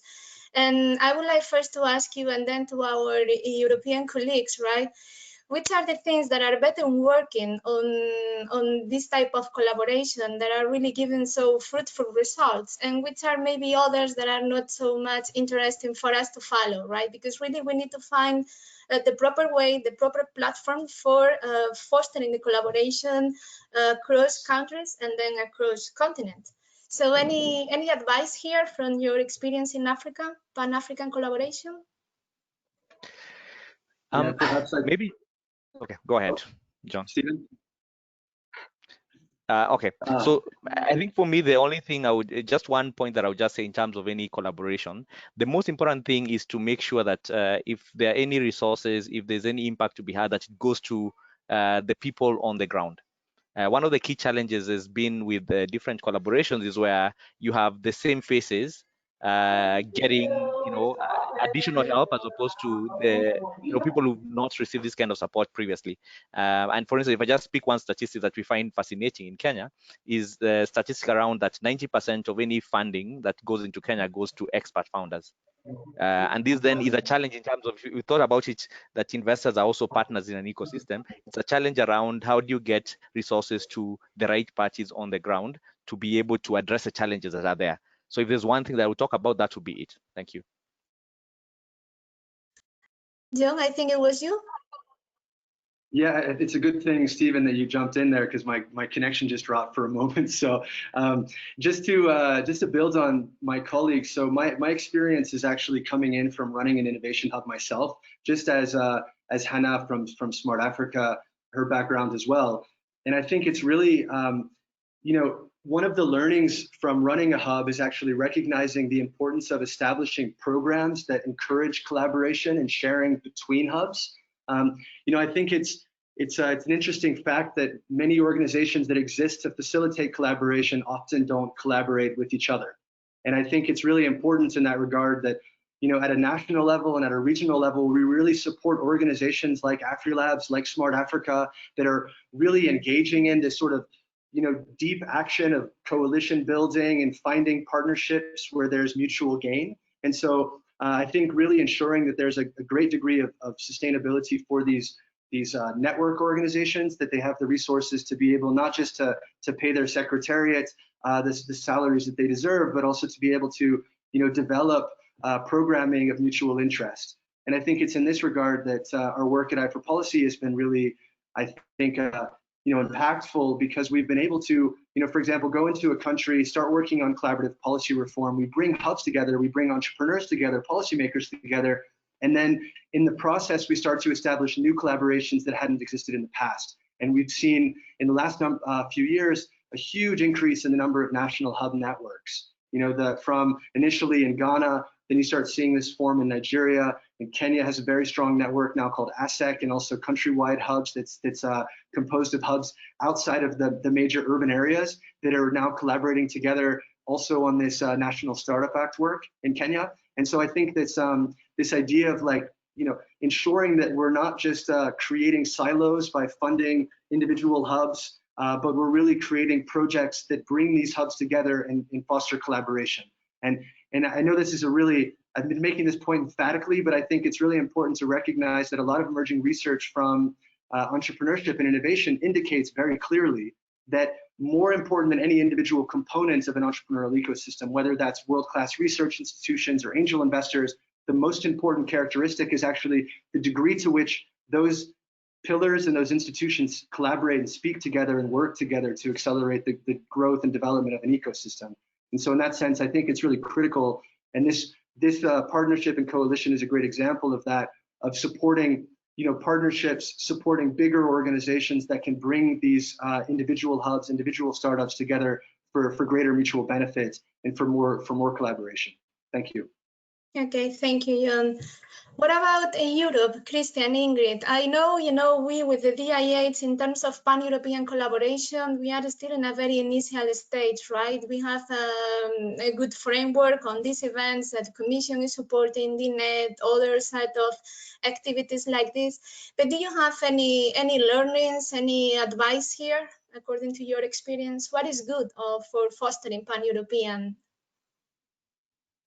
From Tenardis experience, what I can bring to the table is the experience of cluster collaboration through funded programs by the EU under the COSME umbrella. So there are some specific funding schemes that are really apply only for this type of cluster organizations, and that enable us to work together within European, together with the other European clusters on a common project. And this is very important to facilitate the collaboration. Again, funding is key to any activity. So in the funding schemes, thinking of specific funds, not only for activities at the company level, but also at the cluster level, is something that brings good results from my experience. Okay. Christian, any comment here? Yes, I think one of the major aspects in this whole discussion is that the European Commission actually started this process of establishing Digital Innovation Hub, because the support infrastructure in all the different member states, in the regions of the member states, they were so diverse and heterogeneous that that there wasn't really on the broader scale, on the macro scale, there wasn't really a strategy to it. And with the initiation of the discussion on Digital Innovation Hub, I think every actor in the member states and in the region, they had kind of a guideline on how to think about supporting small and medium-sized enterprises with respect to digitalization. So giving a broad stroke strategy push was, I think, a very important aspect here with the initiative of the European Commission to also establish like a Europe-wide support network for digitalization of small and medium-sized enterprises. And then obviously Ingrid is right that especially when we talk about then the collaboration between individual digital innovation hubs on a European scale between different countries, the funding aspect is a big point there. And we also saw that during the last couple of years there have been different models of how to be able to fund it. So we had these projects like the DIHNet network or the Smart Factories network, which basically focused on networking digital innovation hubs, where the funding for each individual hub was not that big. But I think the result that came out of just establishing the network and trying to figure out how we can cooperate with each other was a big bonus. And then on the other hand, we have larger projects under I4MS or Horizon 2020, which really also helped to develop the portfolio of digital innovation hubs. And I think that is also an important factor in establishing then also a kind of joint portfolio, joint services between different hubs that can be exchanged, and also have the visibility for partners on the European level of what kind of services are there from the cooperation aspect. Okay, thank you. You know, after knowing from your experiences in Pan-African and Pan-European collaboration, I wanted to discuss with you about the bridge. And, you know, taking advantage that we have the European Commission here today, maybe suggest some actions. But now thinking and also looking at the time, right, after Eric's presentation and knowing that there would be this set of initiatives that are really looking for building that bridge, I think I will skip that question and I will just raise a last one, okay, which is more specific also to gathering your ideas on which areas do you think the cooperation between Africa and Europe could be most beneficial, in which verticals maybe or sectors, you know, do you think there's more room for this collaboration? And also maybe talking a little bit about technologies, you know, which one of those enabled technologies for digital transformation offer more room for us to collaborate? So maybe first verticals and then something about technology. Who wants to?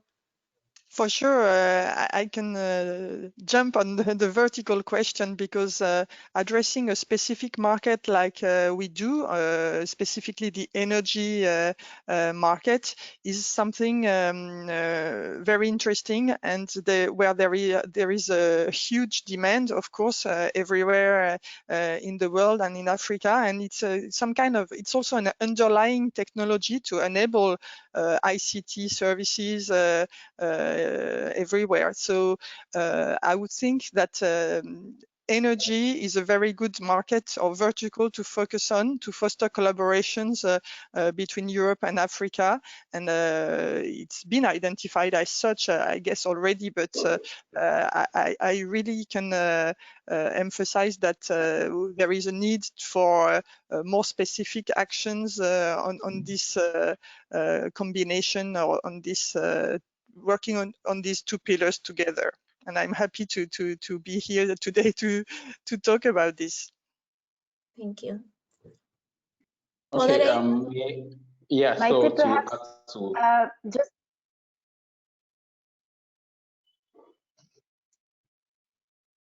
so I'll go ahead if you don't mind. I just wanted to build up on what Ingrid just said about energy, and I think it's very clear to all of us here in this panel that one of the other main common challenge that we will need to very much collaborate on is climate change. But on energy itself, I'm happy to share here that Morocco, which is my home country, joined Smart Africa last year and has announced that among the flagships, because it will have multiple, it will actually tackle clean tech. So we're hoping as Smart Africa to also be able to bring to this conversation once the flagship project is kicked off officially by the Kingdom of Morocco. Yeah. Okay, good to know. Okay, yeah, so to add to what Hane and Ingrid have said, I believe one very good strategy when it comes to identifying sectors or solutions, to provide, is to go down to the target demography, possibly to check the needs of the direct beneficiaries, to understand what they are going through, what they want, what they need at the point, that way you'll be able to, come up with great initiative that directly targets and sort out the challenges they are going through. And by doing so, you also get them to be more interested in participating, because you're speaking a language in response to the very questions they're asking. And also about a good strategy for collaboration, I think it's also nice to leverage on existing expertise and existing initiative, to learn from them. I believe that's why we are here from the African side, because we have a proper understanding of the innovation ecosystem we're dealing with. For instance, if you want to come up with a policy solution, we have IFA policy here. We also have Smart Africa. We also have AfriLabs. We understand the ecosystem very well. So when we want to come up, with solutions and initiatives, it's great, if we come together and properly understand it first before we hit the ground running. Thank you. Yeah, good point. Technologies, any comment, Christian? I think from a technology, standpoint, obviously, everything that enables the collection and sharing of digital data is something that is necessary as a layer base of technology. And I'm thinking there about IoT and sensors that can be deployed independent of the verticals that you're looking at. So you can look at transport, you can look at energy, but you can also look at agriculture, and there are different kinds of IoT in the broadest sense, going from different kind of sensors and information collection would be helpful in establishing then also viable digital business models, which are, if you think about it, one of the founding elements that companies also need, in the sense that they realize the benefits of digitalization. So really how to exploit the digital data that they are now able to collect and incorporate into their business decisions. Okay, thank you very much. Thank you. Yeah, John, please go ahead. Last comment, and we'll close this part. Go. We cannot hear you. I'll unmute myself. Thank you. I think we're reflecting on our own organizations and what strengths that we have to be able to bring to this. But I feel as if when we talk about energy, when we talk about inequality, when we talk about climate change, for example, we're ultimately, these incredible challenges of this pandemic, for instance, they're ultimately coordination challenges, and they're questions around the technology of human cooperation, right? And I feel like there are many innovations that are taking place across Europe in this regard, such as the Convention Citoyenne that was just organized by the French government to explore questions of climate change and climate policy. And in the same vein, I can proudly say, are leading a lot of initiatives across the African continent around reimagining how citizens can be involved in public policy. This is an area where I feel like governments have a lot to learn from the tools and technologies of innovation hubs, this idea of open innovation technology and applying that to public challenges in a deeper way. And I think that, when we look at, for example, this partnership, there's really an opportunity to reimagine, what do we mean by questions of democracy? For example, the political scientist Jane Mansbridge talks about the difference between what are adversarial forms of democracy and unitary forms of democracy, unitary forms being more collaborative, consensus-based. It's obviously the forms of democracies that African governments and countries and communities were more familiar with before colonization. And I think the idea of sort of reimagining these types of sort of governance structures into the future and ways of activating this young population across the continent and solving some of these social challenges collectively and solving some of these questions, of course, of policy, but then of course the technologies around, more energy efficient transport, et cetera, that are going to be critical for us to avoid a climate catastrophe. And it's in that sense that I'm really excited about this bridge project and what we can learn from each other and share. Thank you. Thank you. Thank you, John. Thank you all for your valuable contributions. I would like now give the floor to my colleague, Lucy Milsen. She was collecting the questions from the audience, so we really need to give them some 5 minutes to at least answer some of those questions. The rest of them might be following the DIHNET community. So Lucy, please, floor is yours. Yes, exactly. So there are a lot of questions referring to the presentations or the contacts of the speakers. So as we said, this will be shared in the DIHNET online community, which I will show later on. There is one question for African colleagues, which is from Laurens Raidmakers from Leuven. She's asking, in Europe, a lot of innovation comes from research-intensive universities. How do you link up with those in Africa? Can European university play a role?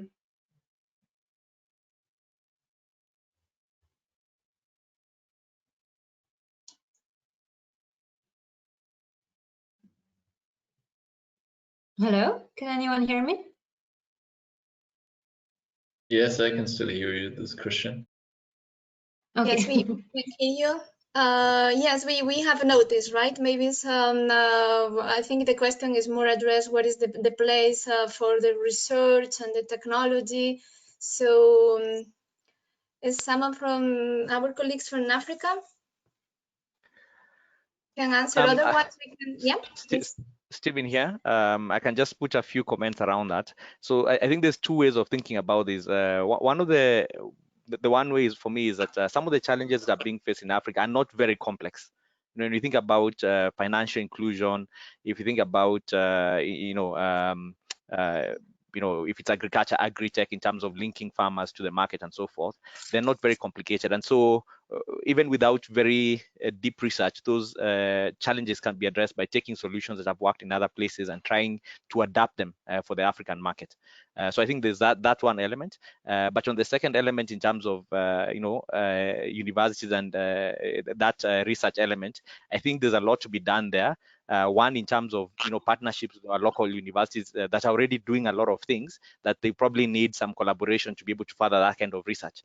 And I think, I mean, if you look, for instance, if I just talk about Kenya, for instance, we have the ASEC, the Association of Startup SMEs and of Kenya, and there's a program that they're running in terms of linking research institutions and the market to be able to understand the problems that the market is facing, to be able to design solutions for that. And so then linking then a European university or research institution with the local institutions, that would help quite a bit to be able to address some of those challenges. Thank you. Thank you, Stephen. That was very clear answer. Thank you for that. All Thanks, the other Stephen. questions.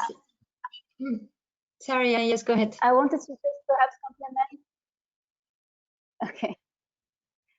Sorry, I think there's a delay in the connection. So I just wanted to complement to mention that in the 27 recommendations of the blueprint, the Smart Africa blueprint on startups and ICT ecosystems, we have specifically highlighted the need to strengthen the Pan-African collaboration on research, but also at a wider level. And I think for us, one of the main lessons that we draw from the crisis is the very need for enhanced collaboration between the public and the private sector, between governments and innovative SMEs and startups and research centers at the national, regional, continental, and cross-continental level. And doing so, I think we can advance further in identifying gaps and needs for the public sector to fill with ICT measures that research and academia can help strengthening. And we see this as best practices already in our countries. If you take Morocco, for instance, the Massir Foundation has very much helped the government response to COVID-19, and we take it as a best practice to disseminate across the member countries. We need to identify those gaps. We need to map key ICT ecosystems. So obviously this is something that's already been done, but we need to have everyone aligned on who's doing what and how to collaborate better, and direct funding in a relevant way around the main priorities that are set by local governments and at the regional level and the continental level, and doing so on a continuous basis, so way beyond the crisis moment like COVID-19. Thanks a lot, Anne. We have now two questions coming from Florian Maurer. So he's asking, will there be a matchmaking event organized about the Digital Year program? Yes, Maite will tackle this at the very end. And he was also asking to Patrick, do you know Digital Innovation Hub in Namibia? So I think this can be tackled on the community. Maybe Patrick can post the links and all the information about Digital Innovation Hubs in Namibia. Just looking through other questions. We have one comment from Nikos Boros, the coordinator of the Smart for All project that targets DIH in South and Eastern Europe. How do you see collaboration with existing projects for DIH? So the same, I invite you here, Nikos, to post this message on the specific space that has been created in the community and get answer from the colleagues directly there. And yes, many questions referring to the contacts of the speakers and the presentations. They will be uploaded. They will be uploaded on the space. And yes, all the other questions have been answered. So I'm just gonna share my screen again and go to the conclusions of this of the webinar. Thank you everyone, to our speakers, for answering the questions. And now I would just like to say a few insights on the numbers of the participants of this webinar, some very short kind of analytics. We had more than 180 people participating or registering. 130 of you declared being from Europe, and over 50 declared being from Africa. And actually more than 180, which is 87% of you have declared that you would like to engage more in international cooperation. And more than 160 of you have agreed to be put in contact with others to specifically engage more in international cooperation. So the next steps is that we will share the list of the people that have agreed to be put in contact with all the other people that have agreed. And we really invite you to continue this networking on the DIHNET online community. So to join it, you should go on dihnet.eu. You will see there a tab on the top on the website that's called Community. And if you click on it, then you will be taken to the next steps on how to check the content of the community and how to join it. There are two ways you can network with other participants of this webinar. When you will see on the homepage of the community, there are different spaces, which you see here on the bottom left on the screen. And one is called Innovation Ecosystems, Cooperation between Africa and Europe. On this specific space, we will post all the presentation of the speakers today, including their contact details. And we also invite you to post any comment that you would like to share with the other participants and answer any comments of your peers from this webinar. The other way you can network with people from the webinar today is through the directory. You can see on the left and the right below side here, sorry. You have all the members. You just have to type their names and then you can directly message them. So it's yeah, fairly user-friendly, but if you have any trouble with the community, you can always contact me as well. And yes, now we'll give the floor back to Maite before we end this webinar. Thank you, Lucy. So then with this, we have arrived to the end of this webinar. I apologize for the delay. It seems that we really had a lot of info to share. So I'm still very, very happy with the content and the initial discussions. I think we still are in a very high level. Okay, but it's very good to know that there will be opportunities for keep the discussion. One of them is this community where we can still chat and discuss about specific questions, announcements, everything. But also there will be two key milestones that I would like to highlight at the end of this webinar. One of them is the European DIH networking event, okay, that will take place by middle of January. We still do not have the final dates, but this will be the framework for all the stakeholders interested in becoming European DIH to discuss and to know more on how to do that. And in this framework, there will be one specific session for international collaboration where we want to tackle also the connection with Africa. So I'm inviting you to join this event. Okay, we will post information very soon in the DIHNET community about the exact dates. And final, next slide is just to refer again to the Lucy, last slide. Is today the project, okay, that it was announced today, and I think it will offer a very good framework for us to keep these discussions ongoing together with the other projects that were approved in this ICT 58 topic. And with this, thank you again to all the speakers today. You were very open to collaborate and to offer your view and to start building this bridge together. So thank you so much, and that's all on our side. Thank you. Bye. Thank you very much. Goodbye, everyone. Bye. Bye. Bye. Thank you.